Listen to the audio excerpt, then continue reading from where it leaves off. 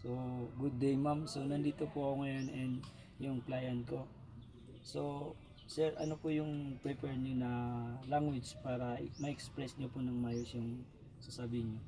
So for me po, I prefer Taglish na lang po or di kaya Maranao para to communicate well ba.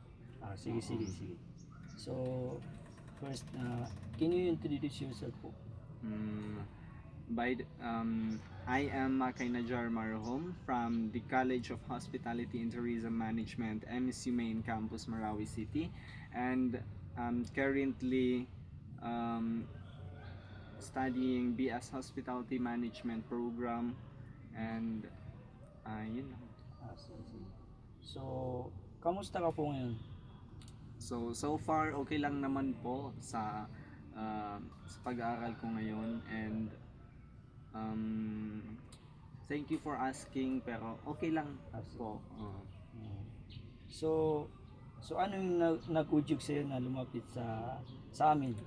So sir, I am ano po, because of my problems in sa pag-aaral ko, so nagpunta po ako sa inyo dahil parang para humingi po ng ng advice or something you can provide, like more on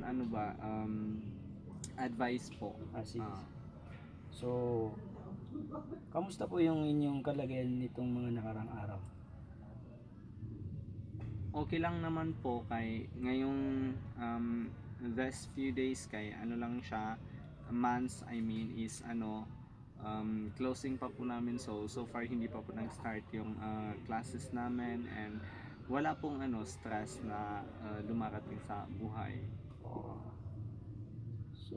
So anong inaasahan yung may tutulong namin sa'yo? So as I said po, pero gusto ko po maki-advise sa inyo or humingi um, ng advice para to for my study.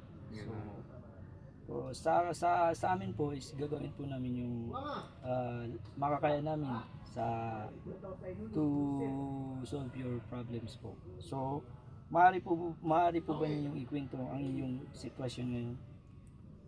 So my main problem kasi sir is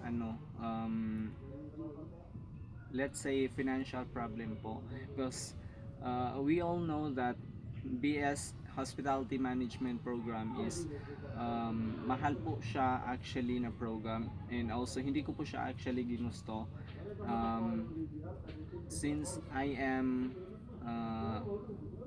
since nag-aaral ako ng MSU, so no choice po ako actually sa course ko sa BS Hospitality Management. So I didn't expect na may mga tour pala, so doon ako nahihirapan actually pag humihingi ako sa family ko, sa sa financial, sa gasto ko. So sa mga tour, bihira ako nagkakaproblema, kay malaki yung bayad mismo.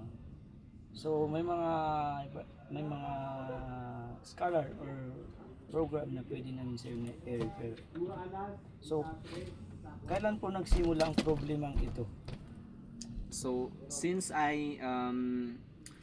mag second year po ako actually, or freshman pa ba, parang mostly sa second year ko nag-start ang problems na ito, kay doon na kami nag-start mag tour, so malaki yung gastos namin. So, ano sa tingin niyo yung pangunahing reason ng inyong mga problema? So maybe because my parents is not wala po siyang work. So single parent din po yung father ko actually, and wala po siyang work, kay po siya, farmer. So sa ngayon, kay siblings lang, sisters ko lang gumagasto sa akin, so mahirap po sa akin na maka ba yun, na mahirap po yung financial. So, paano po ito nakakapekto sa inyong sarili or pamilya sa pag-aaral niyo po?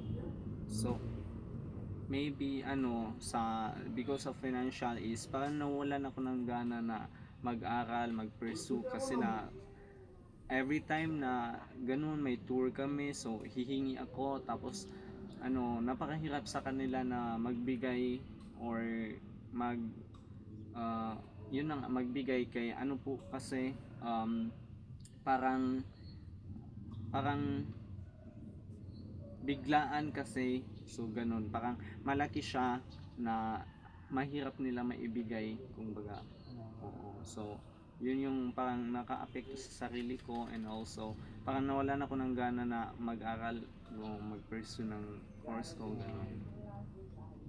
So, ano po yung inyong ginagawa upang or malutas yung problems mo? So far sa ngayon is sa this course kasi is parang maraming offer na niya sa amin as a future parang business owner o di kaya sa mga hotel and restaurant. So ang ginagawa ko po para malutas ang mga problems ko is we do a part-time job. So may mga offers sa amin from different colleges, from different mga restaurant, mga catering services dito sa inside MSC main campus. So naga part-time kami due to parang siya, catering services ganon. So kahit papaano nakakuha kami ng something financial ganon which is nakatulong din sa amin para nababawasan yung bayad namin sa so parang sariling lang siya. So, sino po yung nalalapitan nyo kapag may mga problems kayo? So sa ngayon parang wala po, parang sisters lang talaga ganon, kay sila lang yung nakaka-appreciate sa'yo, nakakaintindi sa'yo sa problem mo, and also sa kanila lang ako like nakakahingi ng advice, and also ng financial support. So, ano po ang nais ninyong mangyari pagkatapos ng pag-uusap natin? So I want to magbigay po kayo ng payo na so we can kung ano ba talaga yung maaari kong gawin na like para ma-pursue ko itong course ko na like hindi ako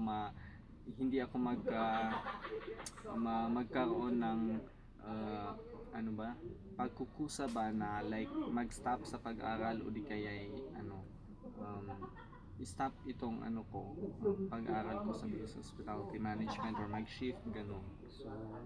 So sa nasabi ko kanina na may mga programs or services na binibigay namin na pwede namin kayo i-refer para ma-solve yung problems mo. So, ano ang pinakamahalagang pagbabago na yung nakamit sa ngayon? Pinaka po yan? So, ano ang unang hakbang na sa tingin ninyo ay kaya ninyong gawin? So far, kung may mga may mga mag-apply po ng mga scholars, kumbaga if meron ba or manifesting po na like may mga scholars na pwedeng applyan po para like makatulong sa akin or sa educational po. Ano ang pinakamahalagang natutunan ninyo sa pag-uusap natin? So far parang parang mahalaga po na parang sa pag-usap natin na parang na realize ko na mahalaga palang humingi ng payo di kaya advice sa mga agencies na tulad ninyo po or di kaya facilities ganon na nalalapitan tuwing like may problema. So, ano yung plano kung sakaling muli kayo ay makaranas ng ganitong sitwasyon or yung problema mo na sinasabi mo? Ano yun po?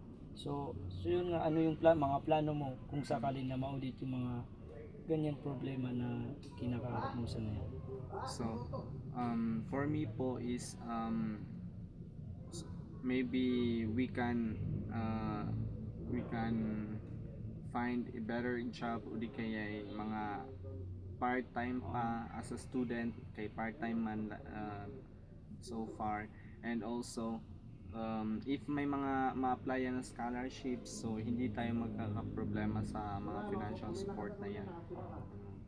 So, mayroon po ba kayong nais na ibagi or itanong bago tayo magtapos sa pag-usap Sa natin? ngayon po sir, parang wala na po so far, and parang wala na po. Maraming salamat. So, maraming din salamat po sa pagtitiwala at pagbabagi ng inyong karanasan. So, maraming salamat po.